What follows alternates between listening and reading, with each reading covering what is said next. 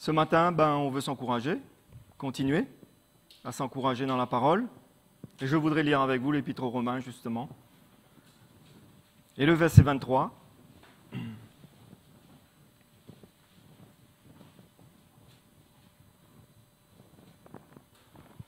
La parole de Dieu nous dit « Car tous ont péché et sont privés de la gloire de Dieu.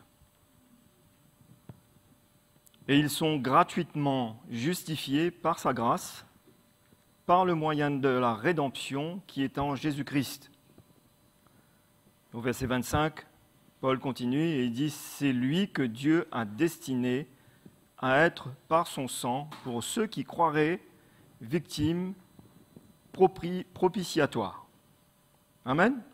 C'est lui, c'est Jésus. D'accord ? Donc, on voit ici que la parole de Dieu nous dit que tous ont péché. Tous ont péché et sont privés de la gloire de Dieu. Il n'y a devant Dieu aucun homme juste. Amen. Et si on est juste, on peut être justifié que au travers de Jésus-Christ et au travers de son sacrifice et de son sang qu'il a versé sur la croix et de ce qu'il a accompli sur la croix pour nous. Et ici, en l'occurrence, la parole de Dieu nous parle de la rédemption. Peut-être que beaucoup d'entre nous ont lu ce mot jusqu'à présent, on n'a jamais trop su ce que c'est. Mais la rédemption, c'est intéressant. Je ne vais pas, moi, rentrer dans une grande explication, mais juste aborder un ou deux petits points concernant la rédemption que le Seigneur a accomplie sur la croix pour nous, qui la plupart d'entre nous sommes sauvés. Nous avons accepté Jésus comme notre Seigneur et notre Sauveur, n'est-ce pas vrai? D'ailleurs, en passant, ce petit verset de l'Épître aux Romains, toujours, chapitre 10, qu'est-ce que la parole de Dieu nous dit? Romains, chapitre 10, le verset 9, déjà au verset 8, et d'ailleurs, même on aurait pu lire le verset 6, mais on ne va pas tout lire parce que tout est intéressant.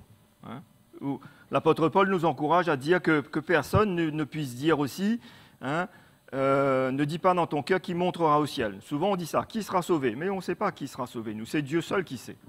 Amen. Qui ne sera pas sauvé? On ne sait pas, c'est Dieu seul qui sait.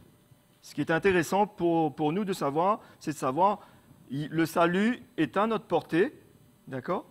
Et comment c'est à notre portée? Regardez plus bas, si tu confesses au verset 9, si tu confesses de ta bouche le Seigneur Jésus, et si tu crois dans ton cœur que Dieu l'a ressuscité des morts, tu seras sauvé.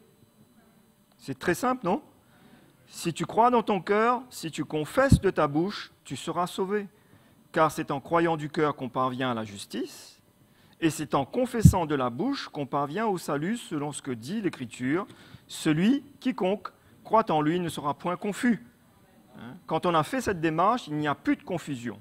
Et la Bible nous dit même que l'Esprit de Dieu vient, d'accord, habiter en nous pour nous aider, pour nous conduire et pour nous diriger. D'accord? Donc ça, c'est un. D'accord? Ce matin, on est en train de lire concernant la rédemption. La rédemption, c'est ce que Jésus a accompli sur la croix. Et la rédemption, moi je vais lire les petites notes qui sont ici parce qu'elles sont très bonnes, elles sont très bien, signifie délivrance par le paiement d'un prix.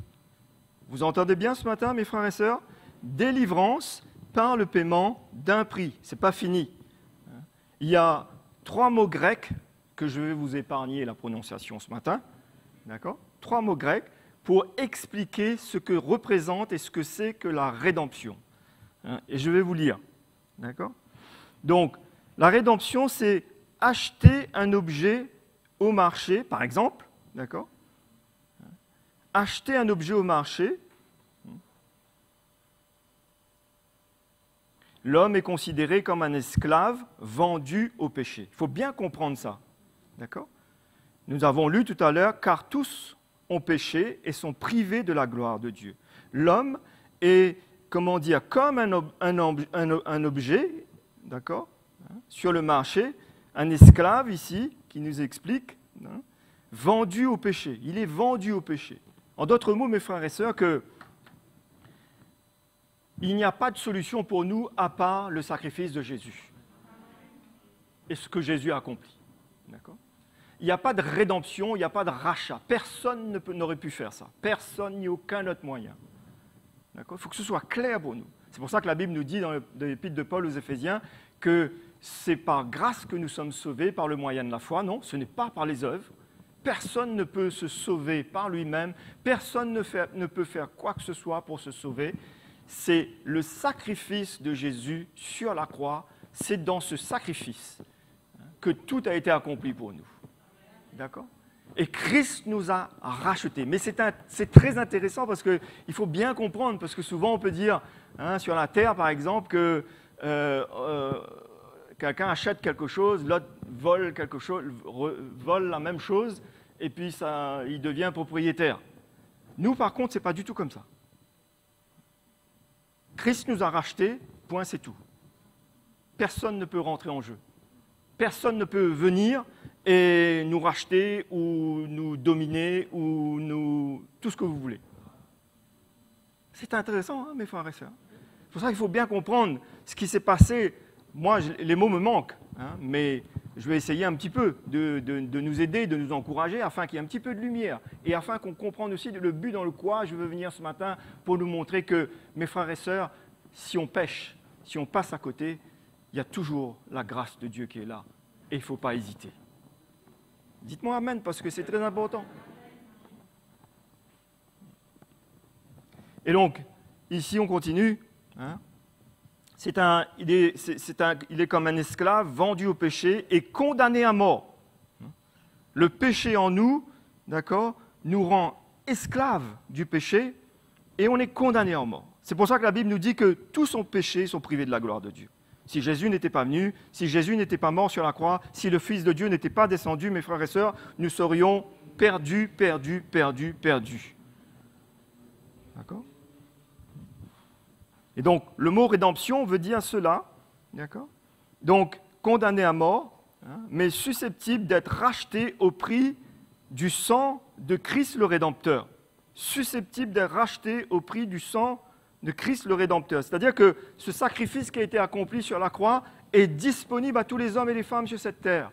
Dieu, par amour, nous donnera l'occasion, donnera. Personne n'arrivera devant le Seigneur un jour et dira « je n'ai pas eu, je n'ai pas su, je n'ai pas pu ». Non, chacun aura la possibilité de rencontrer le Seigneur, d'entendre l'Évangile, d'accord, de savoir ce que Jésus a accompli sur la croix, de goûter à la grâce de Dieu, pas de comprendre dans l'absolu peut-être toute chose, d'accord ? Et que le Saint-Esprit se révèle à lui afin de lui montrer que justement le sang que Jésus a versé sur la croix, avant dans l'Ancienne Alliance il fallait le sang des animaux, dans la Nouvelle Alliance, une fois pour toutes la Bible nous dit que c'est le sang de Jésus qui a été versé sur la croix, c'est ce sang-là qui nous réconcilie, c'est ce sang-là qui nous purifie, c'est ce sang-là qui nous sanctifie. D'accord ? Dans l'esprit, il y a une grande œuvre qui se passe. D'accord ? Mettez de côté un instant l'image, sanguignolante de toutes ces choses. Ne regardez pas dans le naturel comme cela. Voyez dans l'esprit ce que Jésus a fait. Parce que le sang veut dire la vie. Et il a donné sa vie. Jusqu'à la dernière goutte de sang, il a versé sur la croix. D'accord ? Donc il a versé parce que nous étions esclaves du péché, parce que nous étions condamnés à mort. D'accord ? Très intéressant. D'accord ? Et au prix de son sang. D'accord ? Donc rédemption veut dire aussi acheter et emmener un objet hors du marché, c'est-à-dire l'acheter pour le soustraire à toute nouvelle transaction. Ça, c'est intéressant. Ça, c'est incroyable, mes frères et sœurs. D'accord ? C'est-à-dire qu'une fois que Jésus a fait ça, là, et c'est fini, là, personne ne peut rentrer en jeu, là. D'accord ? Personne ne peut venir essayer de nous dominer. Personne ne peut venir. Il n'y a plus d'idole. Il n'y a plus personne. Jésus devient le seul et l'unique Seigneur de notre vie. D'accord ? Son pouvoir d'attraction spirituelle sur notre vie, c'est notre Créateur. On ne dépend pas de notre culture, on ne dépend pas des choses de la terre, on ne dépend pas de quoi que ce soit, d'une religion. On dépend de ce que Christ a accompli sur la croix. C'est pour ça que l'apôtre Paul dit que ce qui a été accompli sur la croix, c'est une puissance. L'évangile aussi, c'est une puissance. D'accord ? C'est puissant.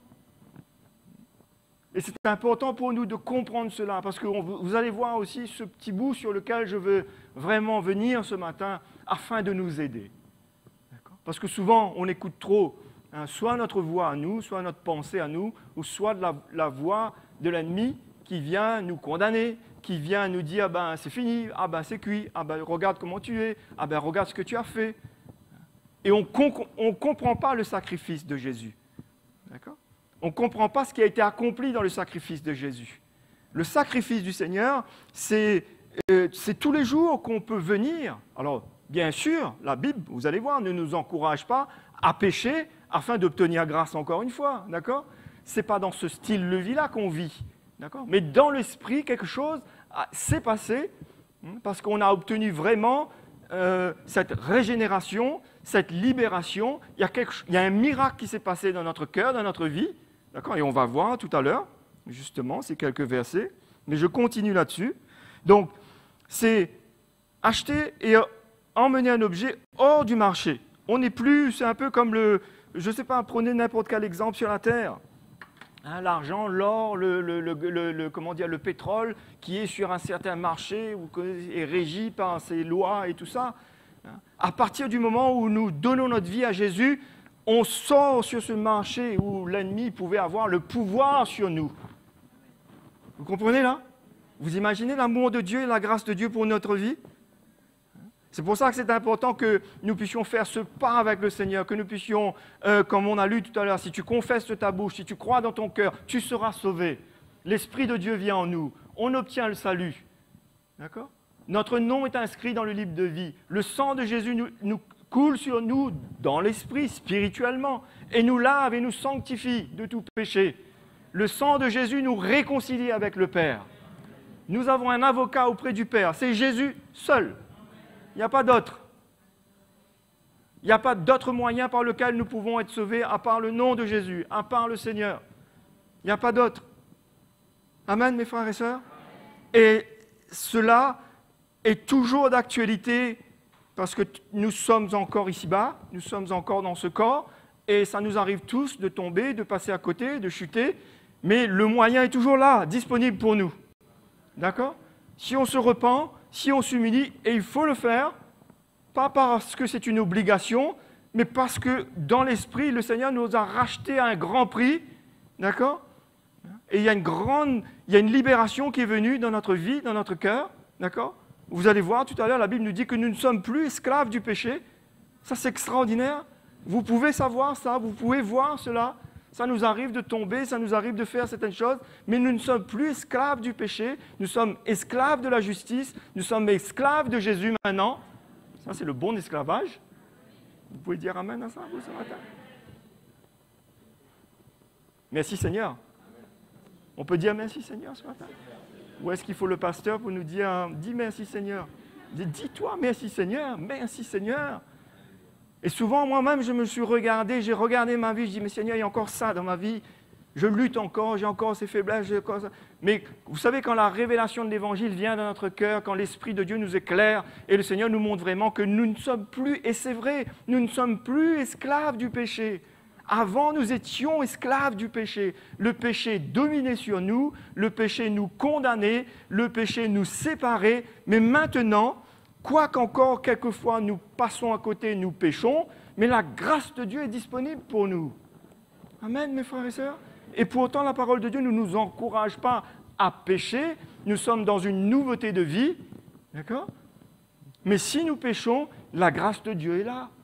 Pour ça, un chrétien ne devrait pas laisser trop longtemps du temps, sachant ce que Jésus a accompli pour lui. Cette rédemption que la parole de Dieu parle, nous a rachetés par un prix qui, on ne peut pas comparer sur cette terre. Un grand prix, nous dit la parole de Dieu. Il nous a racheté un grand prix. Et la Bible nous dit, dans l'épître de Paul aux Corinthiens, 1 Corinthiens chapitre 6, que nous ne nous appartenons plus à nous-mêmes. D'accord ? Vous êtes, je suis, la propriété de Dieu.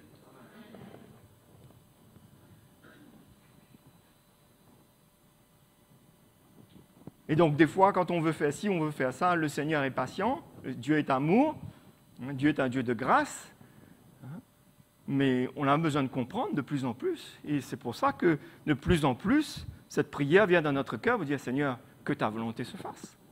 Ma chair désire si. Voilà, ma chair, oui, c'est ça, qui désire ça, qui veut faire ci. Mais comme la Bible nous enseigne, nous devrions dire que ta volonté, quelle est ta volonté pour moi? Est-ce que c'est ta volonté que je me retrouve là-bas, que je fasse ci, que je regarde ça? Et souvent, le Saint-Esprit nous montre, nous éclaire. Et grâce soit rendue à Dieu. C'est comme ça que l'apôtre Paul remercie le Seigneur. Grâce soit rendue à Dieu.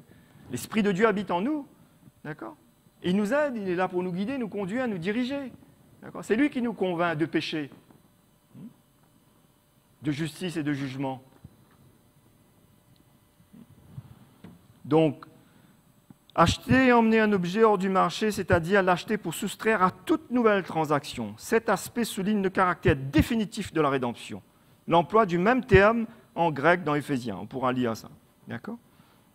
Et ça veut dire aussi, la rédemption, détacher, rendre libre. Et c'est ça qui s'est passé, mes frères et sœurs, pour nous. Il nous a retirés, détachés, libérés, délivrés. Non? Vous n'avez pas senti ça, vous, dans votre vie? Moi, j'étais esclave. Si Christ n'était pas en moi, si je n'avais pas donné ma vie à Jésus, je serais esclave, je sais. Vous aussi, vous savez, non? Concernant votre vie, nos aspirations charnelles, non? Oui. D'accord. Et c'est pour ça que nous devons vraiment, vraiment, vraiment comprendre la grâce de Dieu et ce qu'il a accompli sur la croix pour nous. D'accord? Tous son péchés sont privés de la gloire de Dieu jusqu'à ce qu'ils se tournent vers Jésus. Et là, ils sont gratuitement justifiés par sa grâce, par le moyen de la rédemption qui est en Jésus-Christ. Il n'y a personne. Souvent, on le chante, mais il n'y a personne comme Jésus. Il n'y a personne comme Jésus. Il n'y a personne qui a fait ce que Jésus a fait. Les gens du monde ne comprennent pas. Ils voient le sacrifice de Jésus sur la croix, avec son sang, avec ses couronnes, cette souffrance. Il y a la souffrance. Vous savez que le sacrifice de Jésus sur la croix, il y a la souffrance physique, mais dans l'esprit, moi je crois que c'est ce que le Seigneur a souffert le plus, c'est-à-dire il a porté nos infirmités, il a porté nos péchés, qu'on ne voit pas, qu'on ne mesure pas physiquement ça. On voit les coups de fouet, on voit le sang, on voit la lance, ça c'est physique, c'est une souffrance aussi. Mais la plus grande partie pour moi, c'est dans l'esprit. Il a vaincu les autorités, il a tout accompli. Il a tout réconcilié. La Bible nous dit tant ce qui est sur la terre, sous la terre, partout, dans les cieux. Vous imaginez un peu? Et encore, moi je vois ça, mais voilà, mais c'est plus grand que ça. C'est plus grand que ça. C'est pour ça que le jour de la venue de Christ, c'était le jour marqué dans le ciel. Et vous n'avez pas remarqué que même à l'école, quand on étudiait l'histoire, là, et on voyait toujours Jésus-Christ, la venue du Seigneur, le point zéro. Ça a marqué toutes choses, même un peu les choses terrestres aussi, malgré que l'homme ne veut pas.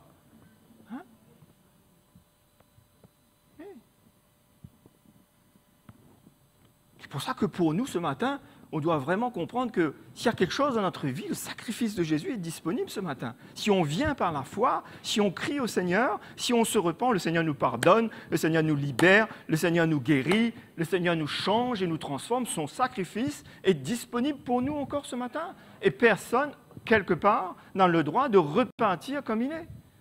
On est libre. Mais c'est pas ce que Dieu veut pour nous. Il veut nous libérer.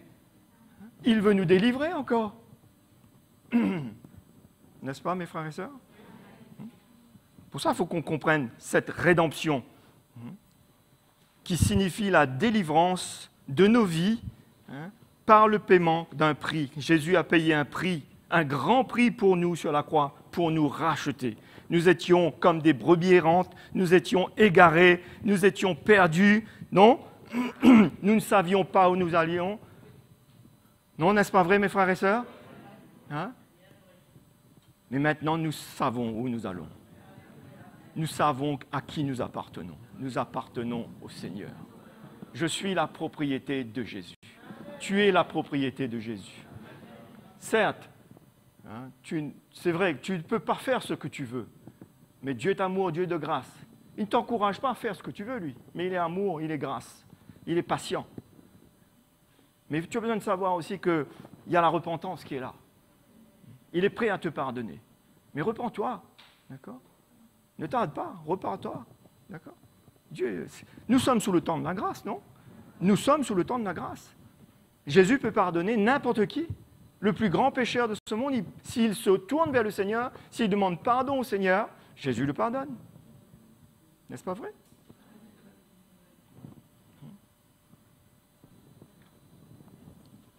Et lisez avec moi toujours dans l'Épître aux Romains, chapitre 6.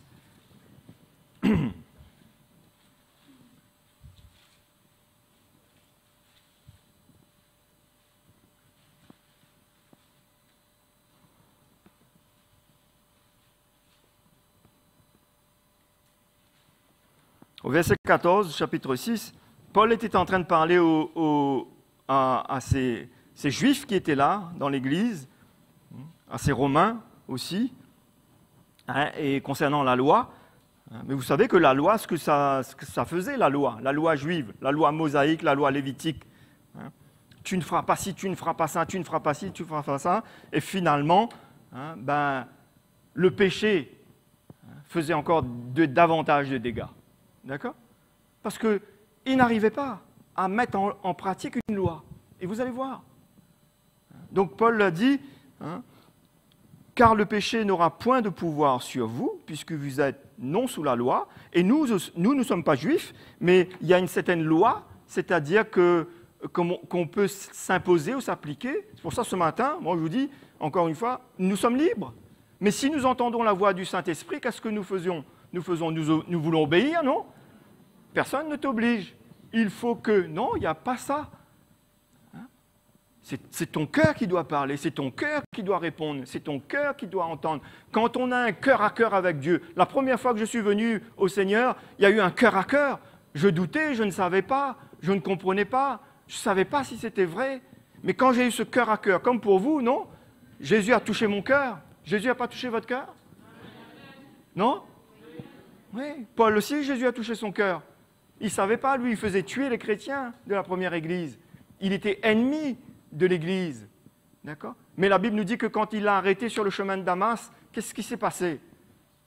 Le Seigneur lui a parlé. Il dit, Paul, Paul, Paul, Saul, Saul, Saul. Hein? C'est pas contre eux, là, c'est contre moi, là. D'accord? Et là, vraiment, les choses, sa vie a changé complètement. Non? Nous aussi, notre vie a changé complètement. On a eu ce cœur à cœur, mais ce cœur à cœur, ce matin. C'est pour ça que quand on entend la voix du Saint-Esprit, ce n'est pas la voix d'un homme, ça. Ce n'est pas votre voix à vous aussi, ça. Ah, mais tu sais, je ne dois pas faire ci, je ne dois pas faire ça. Mais ce n'est pas une histoire, je ne dois pas faire ci, je ne dois pas faire ça. Parce que même si tu t'appliques cela, ça ne marchera pas. Oui. Donc on n'est pas sous la loi, on n'est pas sous aucune loi, ni la loi mosaïque, ni la loi lévitique, ni la loi, l'esprit de loi qui est là, autour de nous. Mais nous sommes sous la grâce. Et Paul continue, au verset 15, il dit quoi donc? Pécherions-nous parce que nous sommes non sous la loi, mais sous la grâce? Loin de là. Loin de là. Il faut lire, il faut regarder maintenant ce qu'il va dire. Ne savez-vous pas qu'en vous livrant à quelqu'un comme esclave pour lui obéir, vous êtes esclave de celui à qui vous obéissez, soit du péché qui conduit à la mort, soit de l'obéissance qui conduit à la justice. Mais grâce, et ça on peut dire ce matin, grâce au verset 17, soit rendue à Dieu de ce que, après avoir été esclave du péché, vous avez obéi, comment il dit ici? De cœur. Vous avez obéi de cœur, parce que pourquoi? L'Évangile s'est révélé à nous. Jésus s'est révélé à nous. Son amour nous a touchés. D'accord? Il y a un miracle là. Il y a une puissance là.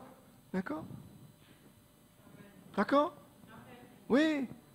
Et malgré que je suis faible, malgré que j'ai des faiblesses, malgré que j'ai encore des choses, le processus de régénération qui a commencé, ce miracle qui est en moi, qui est en vous, veut nous continuer à se manifester, à agir. Et moi, quand je lis ça, je réalise que mais c'est vrai Seigneur, l'ennemi voudrait me faire croire encore que je suis esclave parce que j'ai quelques faiblesses du péché. Mais pas du tout. Il m'a rendu libre. Regardez, c'est écrit. Ne savez-vous pas, donc on a lu ça, mais grâce soit rendue à Dieu de ce que, après avoir été esclave du péché, vous avez obéi de cœur à la règle de doctrine dans laquelle vous avez été instruit, c'est-à-dire l'Évangile. D'accord ? Vous avez, ayant été affranchis du péché, vous êtes devenus esclaves de la justice. Et ça, mes frères et sœurs, souvent on souligne quelques versets dans la parole de Dieu. Il faut mémoriser ci, mémoriser ça. Bon, toute la parole de Dieu est importante. Mais soulignons ça. Vous êtes devenus esclaves de la justice. Peut-être que tu ne le vois pas, peut-être que tu ne ressens pas trop, peut-être que tu vois souvent « Ah ben moi j'aime le monde, moi j'aime l'esprit du monde ». Oui, peut-être. Mais dans l'esprit, quelque chose s'est passé dans ta vie. Pour ta vie. Dans l'esprit. Et que nous n'allons pas avaler les mensonges de l'ennemi, du diable, quand il nous dit « Ah ben toi, de toute façon, tu es jeune là, tu es obligé de regarder la pornographie, tu es obligé de faire ça, tu es obligé de… » Non, tu n'es pas obligé. Non. Si tu as accepté Jésus dans ta vie comme Seigneur et Sauveur, il y a un miracle qui a été accompli. Il y a quelque chose qui a été brisé. Tu es esclave de la justice. Peut-être quelque chose là, dans l'absolu, elle n'est pas encore bien manifestée, bien visible, mais ne crois pas, surtout pas, que tu es esclave du péché. C'est fini ça. C'est fini, mes frères et sœurs, pour nous. Nous ne sommes plus esclaves du péché. C'est pour ça que la parole de Dieu peut nous encourager et c'est possible maintenant parce que nous ne sommes plus sous la loi, nous sommes sous la grâce, à l'écoute de l'Évangile qui est puissant, l'Évangile qui est une semence de Dieu qui fait son effet, l'Esprit de Dieu qui est en nous, qui nous aide. Mes frères et sœurs, nous devons vraiment avoir de l'espérance dans notre cœur. Jésus va nous changer, il va nous transformer, il va réussir son œuvre, il va bâtir son Église. C'est pour ça que la rédemption, il faut bien comprendre. Des fois, c'est sûr que le Seigneur, en son temps, il nous éclaire, mais c'est important que nous puissions venir écouter l'Évangile. C'est important que nous puissions toujours ouvrir notre cœur au ministère du Saint-Esprit. Et la parole de Dieu nous parle ici. Vous avez, ayant été affranchis du péché, vous êtes devenus, c'est pas supposé là, vous êtes devenus esclaves de la justice. Et Paul dit au verset 19, « Je parle à la manière des hommes à cause de la faiblesse de votre chair. De même donc que vous avez livré vos membres comme esclaves à l'impureté, à l'iniquité, pour arriver à l'iniquité, ainsi maintenant, livrez vos membres comme esclaves à la justice pour arriver à la sainteté. » D'accord ? Continuons, avançons, persévérons. D'accord ? Bien sûr, mes frères et sœurs, il faut marcher avec sincérité. D'accord ? On ne marche pas avec hypocrisie avec le Seigneur, parce que le Seigneur connaît nos cœurs. On peut marcher on peut être hypocrite avec les hommes, mais avec le Seigneur, on ne peut pas être hypocrite, n'est-ce pas vrai ? Il connaît nos cœurs. On peut juste être brisé. On peut juste être, comment dire, des fois, on se condamne. Et quoique là, on va voir, on n'est pas appelé à se condamner. D'accord ? Mais ce que nous sommes appelés, ce que nous sommes encouragés à faire, c'est de venir au sacrifice. Venons au sacrifice. Tu es tombé hier, peut-être lui aussi, peut-être moi aussi, tu es passé à côté, il n'y a pas de petit péché, gros péché, d'accord ? On est passé à côté, venons au sacrifice de Jésus, demandons pardon au Seigneur, d'accord ? C'est notre appel, non ? Oui. Il y a une séparation qui a été faite, non ? Nous ne sommes plus esclaves du péché. Alors on ne va pas se livrer au péché, nous ne sommes plus esclaves du péché. D'accord ?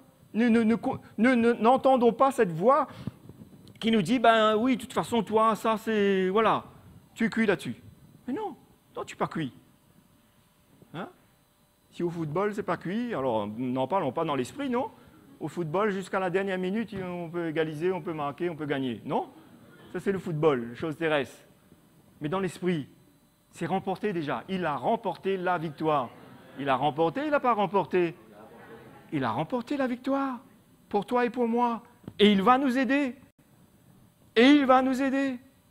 Malgré nos faiblesses. Malgré les choses qui sont en nous, malgré nos luttes, malgré nos combats, malgré nos aspirations, les choses qui sont encore là. Jésus a commencé cette œuvre. D'accord ? Il est occupé à continuer.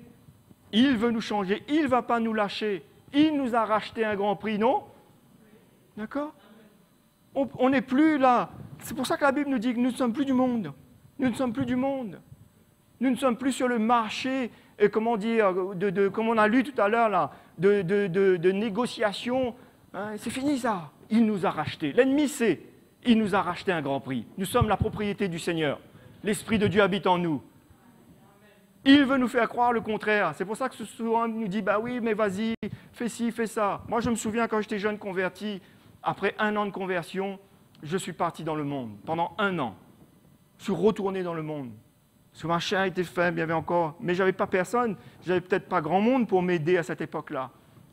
Mais bref, 1 an passé dans le monde, qui c'est qui m'a ramené? Ce n'est pas le Seigneur? Combien le Seigneur a ramené? Et il va ramener tous ses enfants. Il va les ramener, mes frères et sœurs.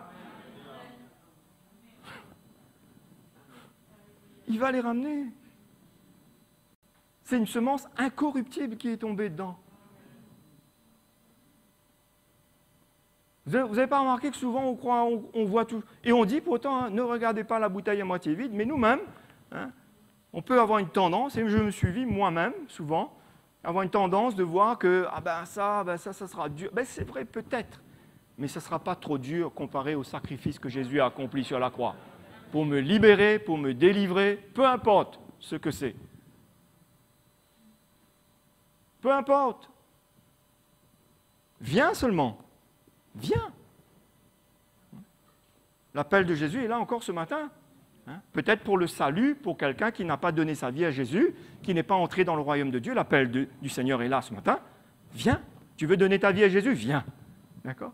Pour toi, en tant que chrétien, quelque chose se passait? Viens aussi. Quelque chose s'est passé dans ta vie? T'es tombé, t'es chuté ou quoi? Vous allez voir, on va lire.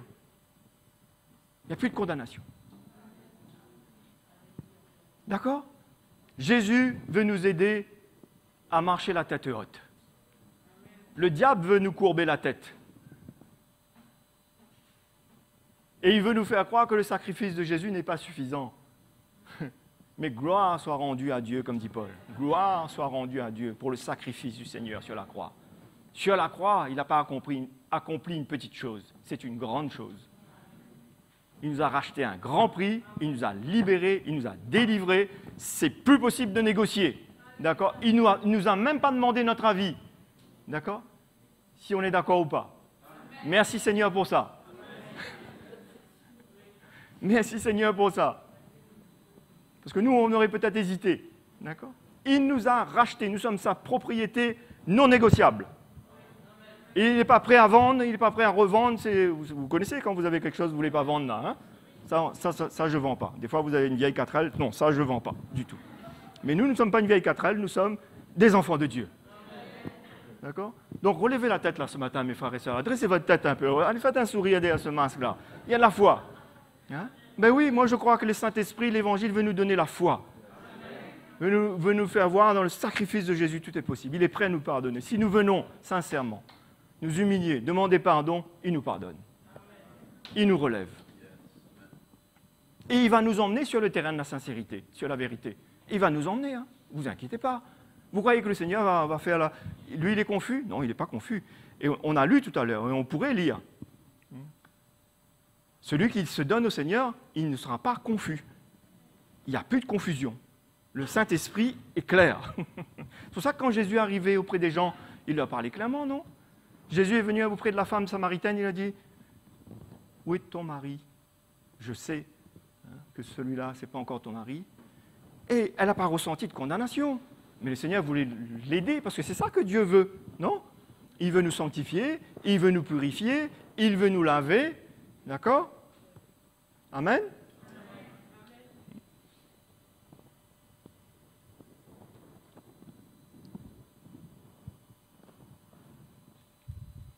Donc, on en était où? Au verset 20.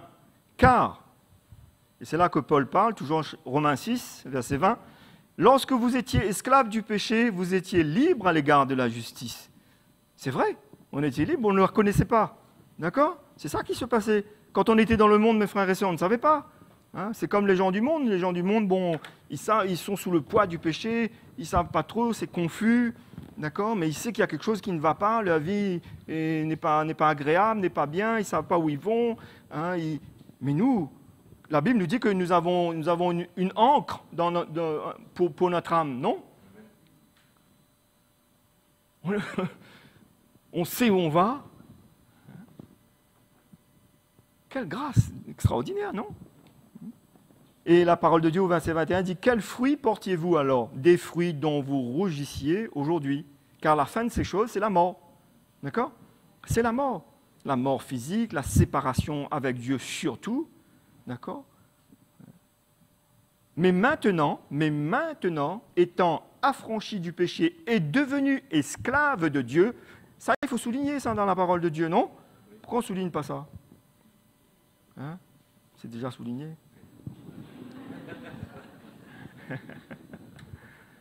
C'est bien alors. Donc, hein, maintenant, et c'est clair ça mes frères et sœurs, comment l'ennemi peut venir là et nous faire croire X, Y là, même si hier tu as fait la grosse bêtise, même si hier tu es tombé, mais sache que tu tombes, le Saint-Esprit te montre le sacrifice de Jésus, la repentance. C'est pas un jeu, il t'encourage pas à jouer, d'accord, mais il te montre ça à chaque fois. Repens-toi. Repens-toi. D'accord? Parce que si on demande, comme on dit souvent, à quelqu'un, qui veut aller en enfer? Personne ne lève la main là. Regarde là, ça dit, non, pas moi. Mais c'est vrai. Qui veut être sauvé? Vous ne levez pas la main aussi? Qui veut être sauvé? On ne parle pas d'une petite chose, hein, mes frères et sœurs. Quand Jésus reviendra, là, ça sera sérieux. Hein. Ce n'est pas le tonnerre qui a grondé ce week-end, là. Ça sera sérieux. Hein. C'est pour ça que si on comprend le sacrifice de Jésus qui se révèle à nous, qui va se révéler encore davantage, mes frères et sœurs, et on va comprendre que oui, c'est vrai, Seigneur, tu as accompli quelque chose de miraculeux en moi. Tu as brisé. Il y a encore des petites aspirations, il y a encore des petites choses, mais je ne suis plus esclave du péché. Non. Comme ces prostituées que Jésus était assis auprès d'elles à l'époque et leur parlait, il y a beaucoup qui se sont donnés au Seigneur. Elles ont été changées, transformées.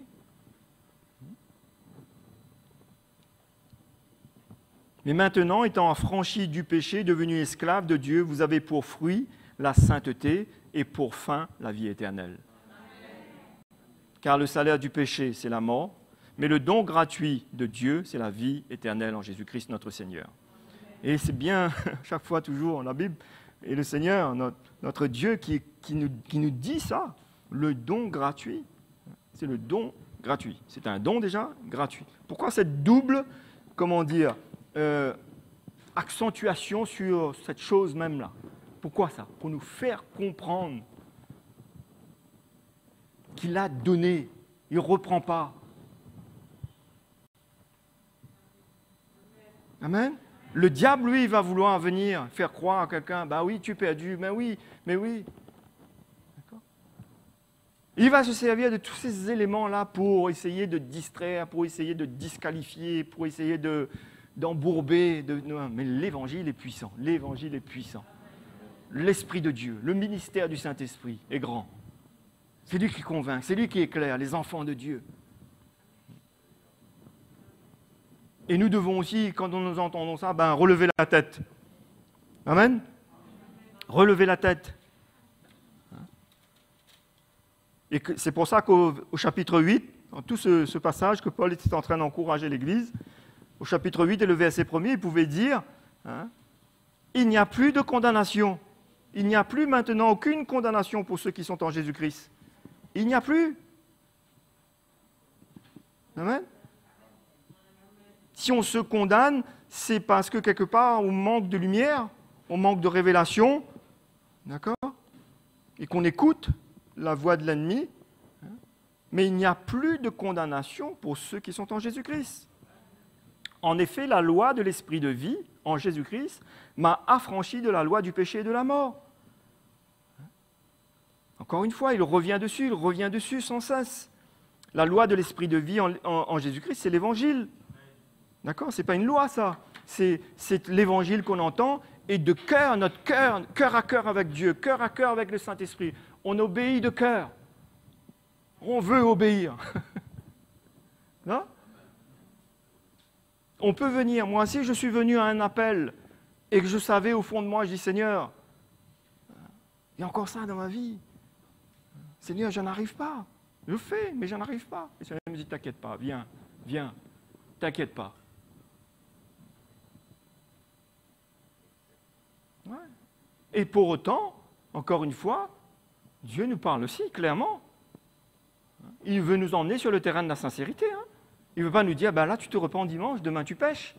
Hein, tu pêches mardi, mercredi, jeudi, et dimanche prochain tu reviens, tu te demandes pardon. Ce n'est pas du tout ça. Hein. Parce qu'une chose est sûre, c'est que quand on pêche, il y a une mort qui vient, il y a une séparation. D'accord ? Vous savez, le péché, on peut donner une image, le péché c'est comme quelque chose qui est doux dans la bouche, mais quand vous avalez, c'est très amer. Aïe, aïe, aïe, ça vous avez goûté tout le monde, ça. Il n'y a pas que moi qui dis ça. Le péché, c'est doux? C'est merveilleux, le péché? Hein? Ça paraît bon. Mais quand vous avalez, ou un peu l'image, hein, je donne une image, hein, il y a une séparation. Quand on pêche, souvent, on est triste, en tant qu'un enfant de Dieu. Non? Qui c'est qui est content quand il pêche, là? Qui c'est? Non. Je parle même de celui même qui a une faiblesse. Il lutte. Il ne veut pas faire ça, mais sa chair est plus forte à un moment donné. Hein. Et c'est ça, il y a une séparation. Hein, il y a une coupure qui se passe dans l'esprit, mais l'amour de Dieu, la grâce de Dieu vient par le Saint-Esprit qui nous relève, qui nous dit « Va maintenant, fais ce qu'il faut, repens-toi. » Non? Et on fait ce qu'il faut. Parce que Jésus a même dit aux disciples, il a dit, quand ils nous ont demandé combien de fois il faut pardonner, Jésus a dit combien de fois par jour? 70 fois par jour, 70 fois, 7 fois par jour. D'accord? Je ne suis pas en train de faire un calcul un peu bizarre là, pour vous dire que la personne doit pécher 490 fois par jour. Non, je ne suis pas en train de dire ça. Mais on voit que pour le Seigneur, d'accord? Mais ce n'est pas la quantité qui peut se passer, d'accord? Parce que moi, je crois à quelque chose dans mon cœur que le Seigneur est occupé. Il a dit, je bâtirai mon Église. C'est lui qui bâtit. Il a dit, hein, il va nous laver par l'eau de la parole. Non? Il va nous laver, non? Moi, je vois beaucoup de choses qui ont disparu de ma vie, non? Vous ne voyez pas, vous? Beaucoup de choses ont disparu de ma vie. Il y a des choses que je vois que je n'ai plus la force de faire. Je n'ai plus la force. Vous allez pouvoir dire ça un jour aussi, vous. Gâter son cœur, en vouloir à quelqu'un. J'ai touché un point faible. Hein? J'aime celui-là, mais celui-là pas trop. Je vais essayer de faire bien avec celui-là. Là. Mais au fond de moi, je ne suis pas naturel.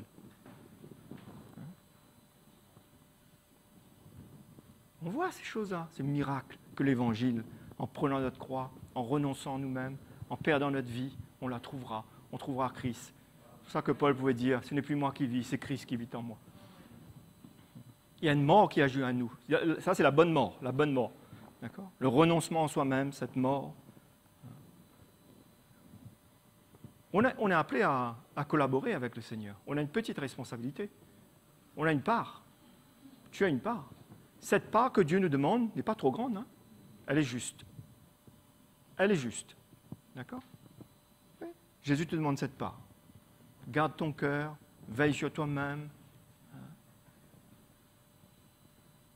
Il faut rechercher sa grâce.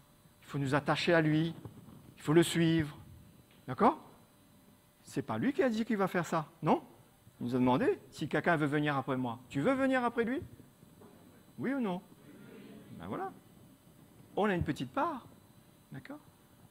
Et on va voir que de plus en plus, en collaborant avec le Seigneur, hein, il nous rend de plus en plus esclaves de la justice. On est esclaves de Jésus-Christ. Parce que ça, ce sont des choses que, humainement parlant, physiquement, tout ce que vous voulez, on ne peut pas faire. Jésus est avec nous pour nous aider. Le Saint-Esprit est avec nous pour nous aider. N'est-ce pas vrai?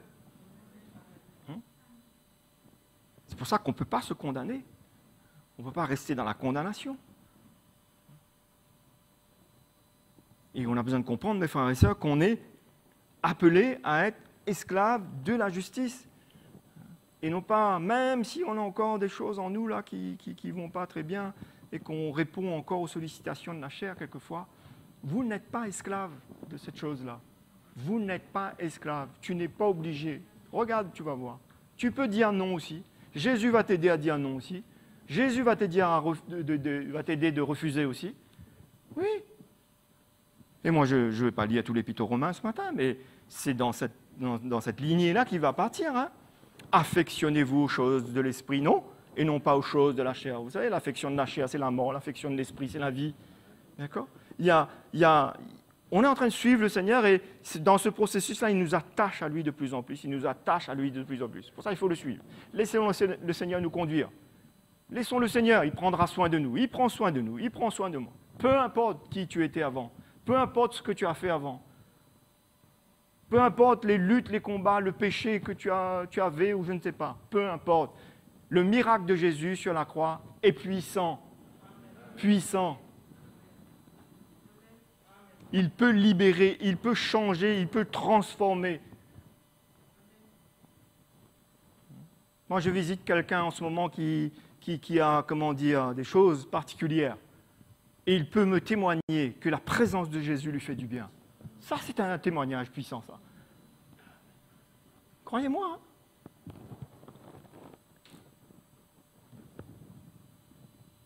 Pour ça, mes frères et sœurs, que nous puissions comprendre ce matin cette rédemption qui s'est passée sur la croix, ce que Jésus a accompli pour nous. Il t'a racheté, tu ne t'appartiens plus à toi-même. Oui, c'est vrai, ça, tu peux être libre, tu fais encore un petit peu ce que tu veux, tu décides ici, là-bas, mais il va s'occuper de toi. Hein. Par amour. Quand on a été saisi par le Seigneur, par l'Évangile, c'est notre cœur qui veut répondre. D'ailleurs, c'est toujours notre cœur qui doit répondre. C'est notre cœur qui a répondu. Depuis le premier jour, c'est notre cœur, non? N'essayez pas de vous imposer des lois ou quoi que ce soit. Hein. N'essayez pas de faire les choses par force, par obligation, ça ne marchera pas. D'accord? Mais demandez au Saint-Esprit, comme nous allons faire ce matin. Seigneur, aide-moi. Seigneur, donne-moi ta force, donne-moi ta grâce. Seigneur, visite-moi. Moi, c'est ce que je crois, c'est ce que je ressens. Et pour beaucoup de chrétiens, on a besoin d'arrêter de croire dans les mensonges de l'ennemi, de comprendre l'Évangile de plus en plus, d'ouvrir notre cœur à l'Évangile. Si vous avez compris tout à l'heure, comme on a lu, hein, parce que le péché, c'est la mort. Qui veut la mort? Personne ne veut la mort. Et la vie de l'esprit, c'est la vie. Amen. Donc on va se lever ce matin, tous ensemble.